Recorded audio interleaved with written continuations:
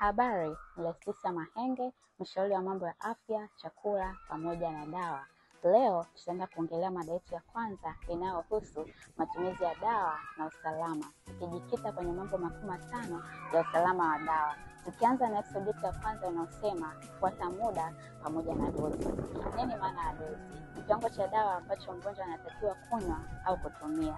Unaambiwa ufuate dozi ili kusudi kuua vimelea na kutibu ugonjwa kabisa. Kila dawa ina nguvu yake.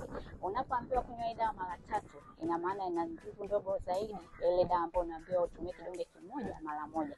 Usiongeze wala usipunguze. Kwa mfano, cetirizine unaambiwa utumie kidonge kimoja. Watu wengi wanasema, je, hiki kidonge kitanisaidia mimi kupona ugonjwa kabisa? Je, mapua yatapona kabisa? Kwa unakuta mtu anajiongezea dawa. Anapojiongezea sababisha vitu ambavyo si vizuri kama vile usingizi na mtu kushindwa kufanya kazi kabisa kwa sababu ya kulala. Pili, ni vizuri kufuata muda kwa sababu inasaidia dawa kufanya kazi yake kwa ufanisi. Kwa mfano, unapoambiwa hii dawa tumia mara 2 kwa siku, ina maana kila baada ya masaa 12.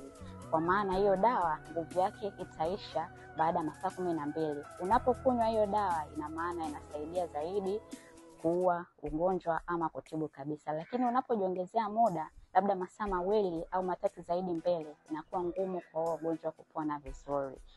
Umuhimu wa kufuata muda pamoja na dozi. Umuhimu wa kwanza, inasaidia kuua ugonjwa kabisa. Ni rahisi kupona pale ambapo unazingatia kufuata muda. Inazuia ugonjwa kurudi tena. Pale ambapo unatumia dawa vibaya, basi ni rahisi wa ugonjwa kurudi tena mara kwa mara. Lakini unapotumia vizuri, basi wa ugonjwa hauwezi kurudi tena.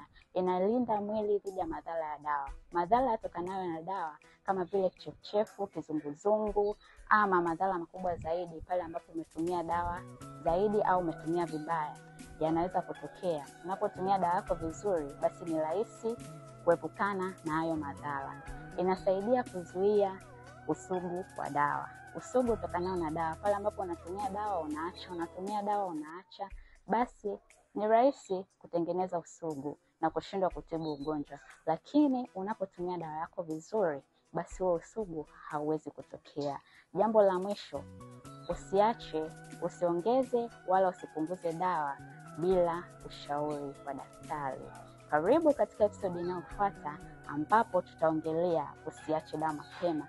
Hapo utajua ni kwa nini unaambiwa usiache dawa mapema. Ni mimi mshauri wako Leticia Mahenge. Tufuatilie kupitia Afya Yako Advice, Instagram, YouTube pamoja na TikTok. Karibu sana.